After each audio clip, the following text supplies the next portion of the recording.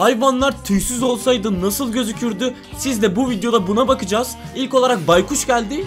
Oo, gerçekten çok sıkıntılı gözüküyor. Yani kediye benzemiş. Cins kediler olur ya, onlara benzemiş.